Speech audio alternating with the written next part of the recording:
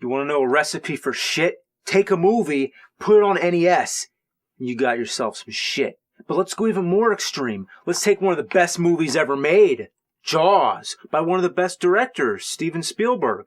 And then, let's give it to the game company that has made more fucking shitty games than anybody else. You see that little rainbow right there? LJN. Now we're talking shit. Ah, LJN. What we're dealing with here is a shitty game-making machine. It's really a miracle of electronic evolution. All this machine does is joke and cheat and make shitty games, and that's all. What the hell? I hit something? What did I hit? Oh, nothing. That's what it was. I hit nothing. That's what happens. You're sailing around, then you get stopped at pure random, and you have to abandon your ship and fight jellyfish and stingrays. I guess they had to come up with some sort of idea of other sea creatures you can fight besides just Jaws. But that's all they could come up with? Yeah, just get some enemies that go vertical and some that go horizontal, and you're all covered. There's no room to explore. You can go down till you touch the bottom, and that's it. You might as well be trapped in a fishbowl.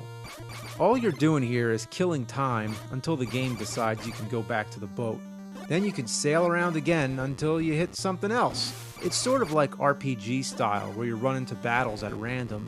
But here, it's always the same undersea scenario. Nothing changes. Just fighting jellyfish, stingrays, and occasionally a baby shark. Uh-oh, here comes a fin. Could that be... Bam! Yep, you've hit Jaws. It's funny how the shark's name has become known as Jaws, even though nobody ever called it that in the movie. Well, at first, you're thinking, how could this be Jaws already? I mean, it's so early in the game. But yes, this is it. This is Jaws. You've only been playing the game for maybe 5 minutes, and you're already fighting the final boss. Seems like a short game, but there's one catch. Jaws' power meter goes down slower than the hairs grow on a moose's scrotum. You can attack him all you want, but as soon as the game decides to bring you back to the surface, Jaws' energy is fully restored.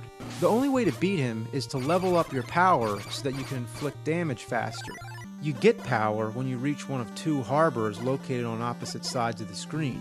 But these harbors don't give out power for free, you gotta pay. The general accepted form of currency in this square mile patch of secluded water in the middle of God fucking knows where is shells. Yep, shells. They like their shells a lot. Once you get enough shells, you trade them in at the harbor for another power level. You can't go to the same harbor twice in a row, you gotta keep going back and forth. That's the only thing that keeps the game going longer. The whole thing is just powering up so you can fight Jaws. That's all there is to the game. What a waste of time. Isn't that the point of video games? To waste time? Well, the entertainment you'd get from this fuck heap is more shallow than a puppy dog's piss puddle. You'd have a more stimulating time separating a pile of whoppers from rabbit duties. To make things even more tedious, every 2 seconds you hit something and have to go back underwater. To a certain extent, this is helpful because you need to collect shells, but it happens way too often. I didn't even move the length of a gnat's dick. The underwater scenes are extremely easy, but sooner or later, you're gonna die just because your attention span's fading. It preys on your boredom. Also, if you let a shell fall to the bottom, you'd better be careful. Oh man! These jellyfish are coming up from hell. And it's a long way from hell for them to not make their mark, so you better watch it. It's best to avoid the ocean floor, as tempting as it may be. Oh, whoa! They lure you down there with bonus items like crabs and starfish. But no, you gotta tell that ocean floor to go fuck itself. I don't want your starfish and crabs, asshole. It's easier to rack up shells during the bonus stages, which also occur at complete random. So we're throwing bombs on jellyfish. Seriously? You can get a submarine, which always seems to happen as a surprise.